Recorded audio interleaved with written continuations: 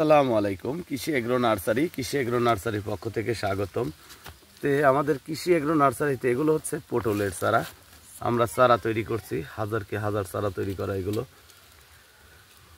পটলের চারা মূলত লতা থেকে চারা তৈরি করতে হয়। এই চারাগুলি পুরুষ এবং মহিলা চারা আলাদা আলাদা করে আমরা চারা তৈরি করেছি। এই যে আমাদের যে চারাগুলি দেখতে পাচ্ছেন কি সুন্দর চারা।